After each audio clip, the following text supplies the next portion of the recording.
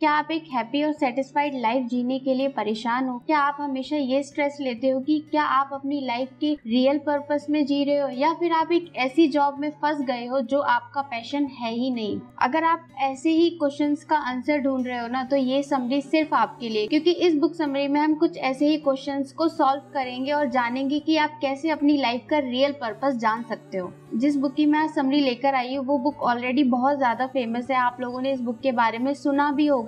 सो उस बुक का नाम है इकिगाई, जिसके राइटर है हेक्टर गार्सिया और फ्रांसिस मिरेलस। ये जो नाम है इकिगाई एक जापानीज सीक्रेट कॉन्सेप्ट है जो कि आपको लंबी उम्र और लाइफ में खुश रहने के बारे में बताती है। ये बुक हमें ये बताती है कि किस तरह से इकिगाई के जापानीज कॉन्सेप्ट को फॉलो करके हम अपनी लाइफ को लंबा और हैप्पी बना सकते हैं। सो दोस्तों, इस बुक में मैं आपको ऐसे सीक्रेट्स बताऊंगी जिससे आप अपनी लाइफ का पर्पस ढूंढ सकते हो, इसलिए वीडियो को लाइक और चैनल को सब्सक्राइब करना मत भूलिएगा। तो चलिए स्टार्ट करते हैं। ये स्टोरी जापान के ओकिनावा शहर में रहने वाले लोगों की है। वहाँ पर लोग सबसे लंबी और खुशहाल जिंदगी जीते हैं। वर्ल्ड हेल्थ ऑर्गेनाइजेशन के अकॉर्डिंग दुनिया के सबसे ज्यादा लाइफ एक्सपेक्टेंसी का रिकॉर्ड इन्हीं लोगों के नाम पर है। लेकिन इसका क्या सीक्रेट है? इकिगाई का मतलब है बिजी होने के बाद भी उसको एंजॉय करना। इकिगाई का मतलब है आपकी लाइफ को जीने की वजह। इकिगाई का मतलब है आपके जीने का पर्पस। इकिगाई एक जापानीज वर्ड है जिसका मतलब है जिंदा रहने का रीजन, जिंदगी का पर्पस, आपके दुनिया में आने का रीजन। जापानीज मानते हैं हर इंसान का कम से कम एक इकिगाई होता ही है, जो कि उन्हें खुद को समझने के बाद मिल पाता है। इकिगाई मिलना बहुत मुश्किल होता है, लोगों की पूरी जिंदगी इसे ढूंढने में निकल जाती है। ये बात आपके लिए थोड़ी सी शॉकिंग होगी कि आपका भी एक इकिगाई है। इकिगाई के बारे में ऑथर का कहना है कि इकिगाई एक कॉन्सेप्ट है जो बॉडी को मजबूत बनाने में हेल्प करता है ताकि हम लंबे टाइम तक जी सके। एक बार जब आपको पता चलता है कि आपके जीने का कोई क्लियर पर्पस नहीं है, तो भले ही आपकी दूसरी आदतें कितनी भी अच्छी क्यों ना हो, आपकी लाइफ सीरियसली कम हो जाती है। रिसर्च में ये पता चला है कि लाइफ एक हैक भी है। अगर आपकी लाइफ में एक गोल है तो ये आपकी बॉडी में उन जीन्स को डेवलप होने से रोकता है जो आपकी बॉडी में इन्फ्लेमेशन को बढ़ावा देते हैं। साथ ही साथ सेल्स के मारने की प्रोसेस को भी धीमा कर देता है। इसके साथ साथ ऑथर ने हमें और भी रीजंस बताए हैं। सो हमारा फर्स्ट चैप्टर है रीजन ऑफ लिविंग या पैशन। इकिगाई का मतलब है लाइफ में आपका पैशन। उसी पैशन को जब आप अपना प्रोफेशन बना लेते हैं तो आपकी लाइफ बहुत ही अच्छे से कटती है। जापान के लोग अपनी पूरी लाइफ अपना इकिगाई ढूंढते रहते हैं, फिर मिल जाने पर उसी में जुट जाते हैं। सपोज कीजिए कोई लड़का है एंड उसके पेरेंट्स ना उसको प्रेशर करते हैं कि तू डॉक्टर बन जा, लेकिन उसका असली पैशन फिल्म डायरेक्ट करना है। तो ऐसे में वो अपनी सारी जिंदगी अंदर से दुखी रहेगा और रिलेटिव और आस पड़ोस के लोग उसका हमेशा ये बोलेंगे कि बहुत अच्छा काम कर रहा है, ये अपनी लाइफ से बहुत ज्यादा सेटिस्फाइड है। लेकिन ऐसा नहीं होता, क्योंकि जिससे उसको प्यार था वो काम वो नहीं कर पाया। इसीलिए दोस्तों अपना इकिगाई ढूंढकर उसे ही प्रोफेशन बना लेना चाहिए, लेकिन ये इतना आसान भी नहीं है। इस बुक में अपना इकिगाई ढूंढने की टेक्निक बताई गई है। तो मैं आप लोगों के सामने एक डायग्राम रख रही हूँ, इसको आप ध्यान से देखिएगा। यही इकिगाई का कॉन्सेप्ट है। अगर आप भी अपना इकिगाई ढूंढना चाहते हो ना, तो उसमें ये 4 स्टेप होते हैं। First is what do you love, second is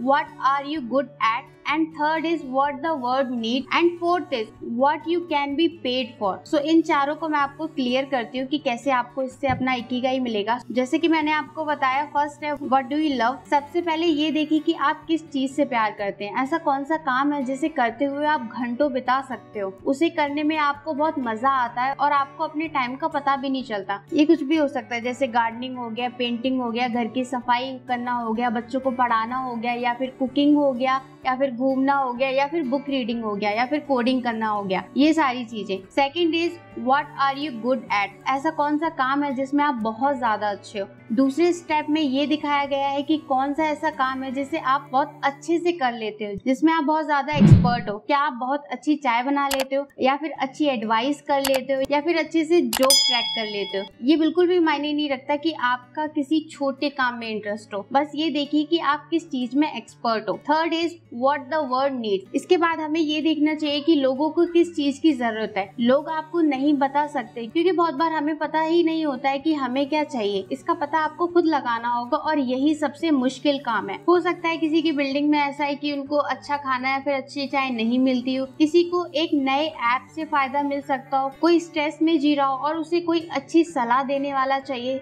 Steve job को लगता था कि लोगों को गाने सुनने के लिए ना एक नया इंस्ट्रूमेंट चाहिए और उसी के लिए आईपैड का जन्म हुआ। So fourth is what you can be paid for. Fourth step में आपको ये पता लगाना है कि ऐसा कौन सा काम है जिसके लिए दुनिया आपको पेड करेगी। सो दोस्तों, इन 4 स्टेप का आप यूज करके आप अपना इकिगाई फाइंड कर सकते हो। जैसे कि हम एग्जांपल ले सकते हैं MS धोनी का। उनको बचपन से ही क्रिकेट खेलने का बहुत शौक था क्योंकि वो क्रिकेट से बहुत ज्यादा प्यार करते थे।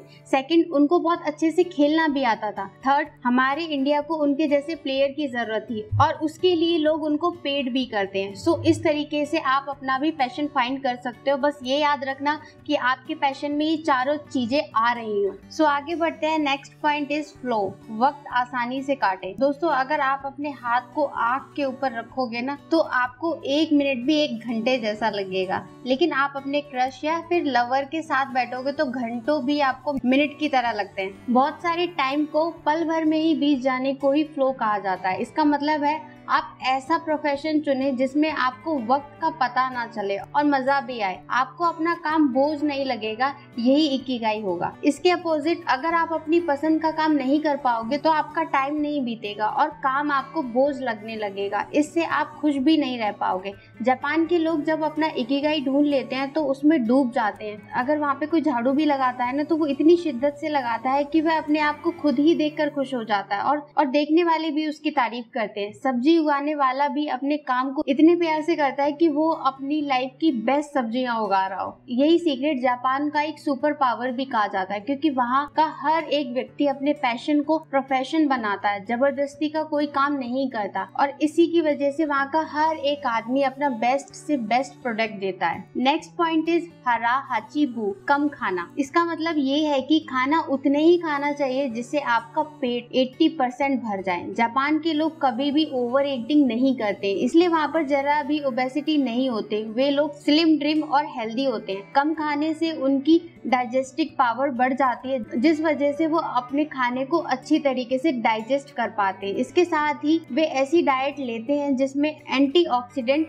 बहुत ज्यादा होते हैं। एंटीऑक्सीडेंट का बहुत बड़ा सोर्स है ग्रीन टी। जापान के लोग बहुत ज्यादा ग्रीन टी पीते हैं। एंटीऑक्सीडेंट हमारे DNA को डैमेज से बचाता है जिसकी वजह से बुढ़ापा नहीं आता। ग्रीन टी के अलावा जापानीज लोग हर दिन 6 टाइप के फल और सब्जियां खाते हैं। Next point is Morita therapy, stress को दूर करें। जापानीज लोगों की लंबी उम्र का ये भी एक सीक्रेट है, मोरिटा थेरेपी। दोस्तों, आज के टाइम में भाग दौड़ की जिंदगी में इंसान हर तरह के स्ट्रेस में जी रहा है। छोटे बच्चों को स्कूल और कॉलेज की पढ़ाई का स्ट्रेस, ग्रेजुएट को जॉब ढूंढने का स्ट्रेस, जॉब ना मिलने का स्ट्रेस, ऑफिस का स्ट्रेस, किसी को स्टार्टअप या बिजनेस का स्ट्रेस। स्ट्रेस इंसान की उम्र को आधा कर देता है। जापानीज लोग इस बात को अच्छी तरीके से समझते हैं, इसीलिए वो मोरिटा थेरेपी करते हैं। ये एक तरह की मेडिटेशन है।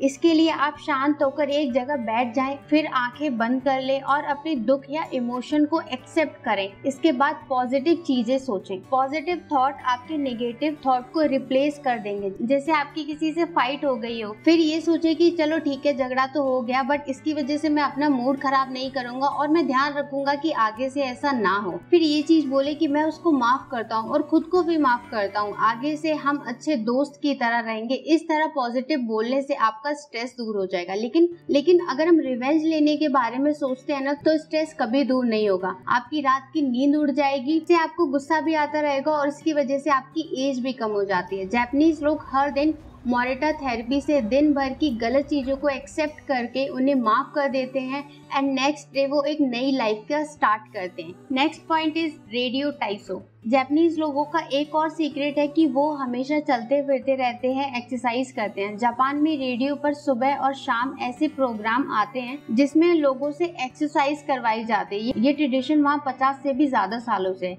इसी को अब रेडियो टाइसो कहा जाता है। जापान की हर कंपनी के एम्प्लॉय काम शुरू करने से पहले रेडियो टाइसो करते हैं, चाहे उनकी कंपनी विदेश में ही क्यों ना हो। दोस्तों, ज्यादातर लोग सोचते हैं कि सिर्फ जिम में ही एक्सरसाइज की जाती है, लेकिन हम यहाँ पर बॉडी बिल्डिंग की बात नहीं कर रहे हैं। जापान के लोग ज्यादा टाइम तक कहीं नहीं बैठते, बीच बीच में वो चलते फिरते रहते हैं। इससे उन्हें कभी मोटापा और दूसरी बीमारियां नहीं होती और वे लंबी लाइफ जीते हैं। तो अभी से ही आपको ये रूल बना लेना चाहिए कि आप भी एक्सरसाइज करोगे, ज्यादातर नहीं बैठोगे, जितना हो सकेगा उतना एक्सरसाइज करने का ट्राई करोगे। Next point is वाबी Sabi. अगली जापानीज टेक्निक का नाम है वाबी साबी। इसका मतलब है ब्यूटी इन इम्परफेक्शन। जापान के लोग इम्परफेक्ट चीजों में भी ब्यूटी ढूंढ लेते हैं। उनका मानना है इम्परफेक्ट चीजें नेचुरल होती हैं, बाकी सब तो बनावटी होती है। इसकी वजह से वो नेचर को बहुत क्लोज रखते हैं। आपने सेलिब्रिटीज को तो देखा ही होगा, वो लोग मेकअप करके कितने ज्यादा परफेक्ट लगते हैं, लेकिन अगर आप उन्हें बिना मेकअप या बिना पर्दे के देखेंगे तो आपको आम इंसानों की तरह दिखेंगे। बनावट केवल एक माया जाल है, इसलिए अगर आपको खुश रहना है तो बनावटी चीजों से दूर रहिए और नेचर के करीब, जैसे जापान के लोग रहते हैं, और उसी की वजह से वो लंबे टाइम तक जीते हैं। So next and last point है इस बुक का। इसके बाद ये बुक समरी खत्म हो जाएगी एंड आई होप आपको पसंद आई होगी। So next point is give thanks. Japanese लोग छोटी से छोटी हेल्प के लिए ना दूसरों के लिए बहुत थैंकफुल होते हैं। उनका मानना है कि what goes around comes around. जैसा बीज बोओगे वैसा ही फल पाओगे। जब आप दूसरों को थैंक्स बोलते हो तो उन्हें अपने काम की वैल्यू का एहसास होता है। इससे वे अपने काम को और भी अच्छी तरीके से और मन से करते हैं। इसके अलावा सामने वाला खुश भी हो जाता है। खुशी बांटने से ही बढ़ती है और ऐसे इन्वायरमेंट में कभी भी स्ट्रेस या डिप्रेशन नहीं होता। इसीलिए हमेशा लोगों को थैंक्स बोलते रहना चाहिए, लोगों का भी और नेचर का भी, जिसकी वजह से हमें खाना मिलता है, ऑक्सीजन मिलता है एंड बहुत सारी चीजें। सो दोस्तों, ये है जापानीज लोगों के खुशी और हेल्दी रहने का सीक्रेट, जिसे इकिगाई कहते हैं, जिसमें हमने सीखा कि पैशनेट काम करने पर ज्यादा समय, एनर्जी और ध्यान देना चाहिए। अपने मनचाहे काम से लोगों की जिंदगी में वैल्यू ऐड करनी चाहिए ताकि आप भी अपने पैशन का काम